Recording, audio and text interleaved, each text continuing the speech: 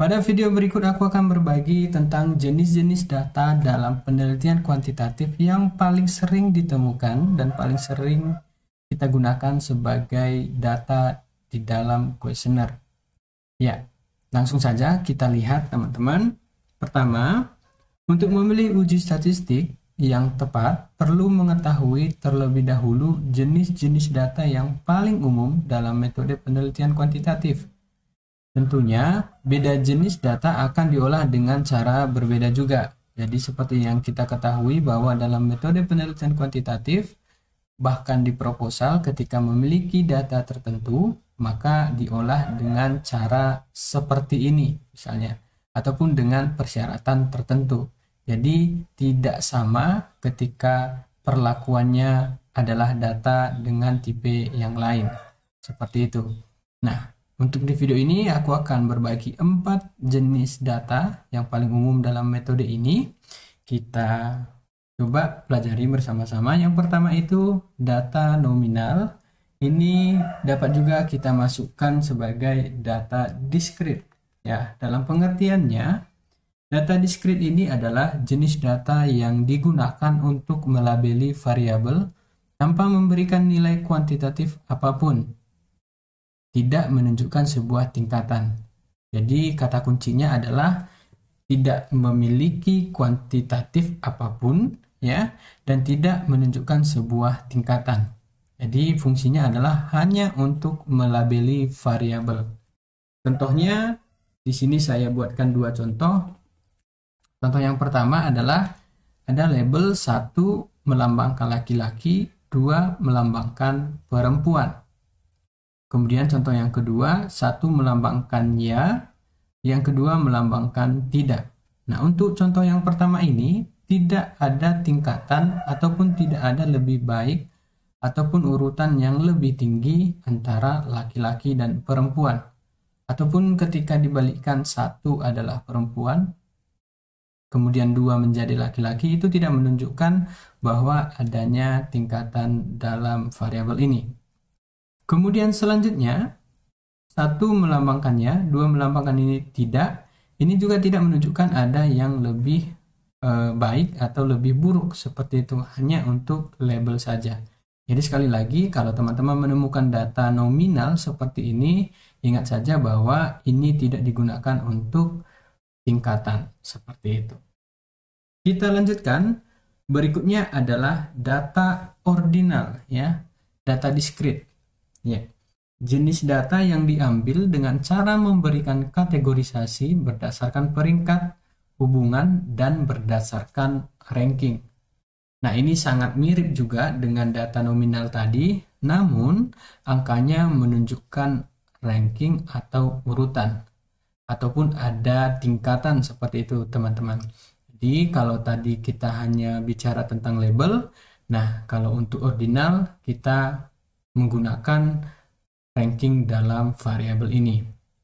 Contoh yang paling umum, yang paling sering juga digunakan adalah skala Likert yang memberikan label 1 misalnya sangat puas, 2 puas, 3 cukup puas, 4 tidak puas, 5 sangat tidak puas.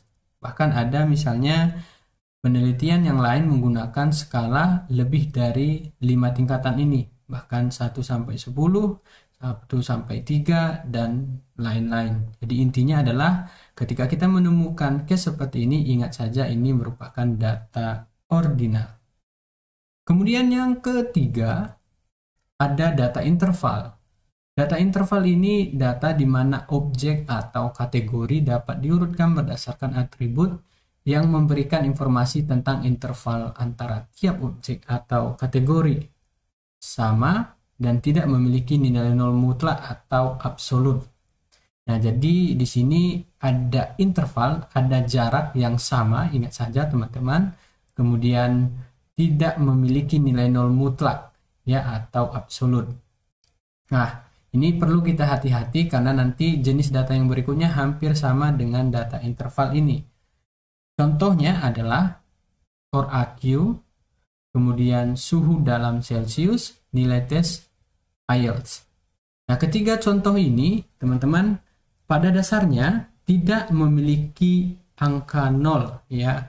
Lagi-lagi kita membuat asumsi bahwa skor AQ seseorang itu minimalnya pasti ada ya, walau rendah, walaupun sedang ataupun tinggi seperti itu.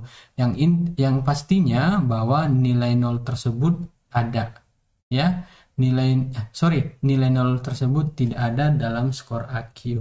Kemudian suhu dalam Celcius. Mungkin kalau kita cari informasi bahwa 0 derajat Celcius ada, tetapi itu dalam penelitian ataupun kita sebagai peneliti membuat asumsi bahwa kita tidak berharap ada 0 Celcius. Ketika mengukur suhu ruangan misalnya, mungkin saja ada interval misalnya 1 sampai 5, 6 sampai 10, 11 sampai 15 dan seterusnya.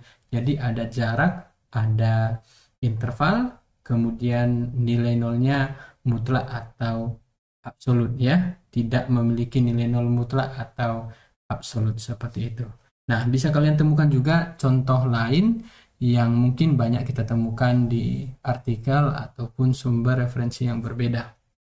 Kemudian yang keempat, ini yang terakhir sekaligus, ini kita sebut adalah data rasio. Nah, data rasio ini dapat kita artikan data yang dimana jaraknya sama dan punya nilai nol absolut.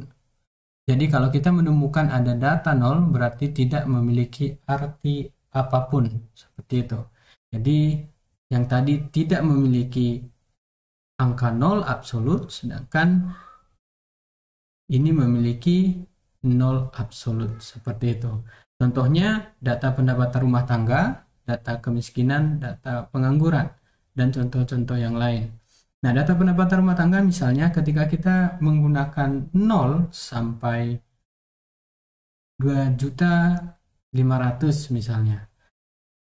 Kemungkinan kalau kita memiliki interval ini ya, bisa jadi dalam rumah tangga tersebut ada yang berpendapatan di atas 0 ya. Tapi kalaupun kita menemukan case misalnya ada rumah tangga pendapatannya 0, itu diartikan bahwa rumah tangga tersebut tidak memiliki pendapatan. Ya, kalau data kemiskinan misalnya kalau di suatu daerah 0 kemiskinan berarti di daerah tersebut tidak ada lagi angka kemiskinan ataupun orang yang dalam status kemiskinan. Seterusnya juga pengangguran, misalnya di daerah tertentu misalnya ditemukan 0 pengangguran berarti bisa kita katakan bahwa tidak ada pengangguran lagi di daerah tersebut. Nah, ini kemudian nanti teman-teman 4 jenis ini akan sangat membantu kita ketika kita memilih jenis uji statistik, karena dalam uji statistik misalnya kita ingin menggunakan korelasi, kita harus menggunakan data kontinu ya, seperti data rasio atau data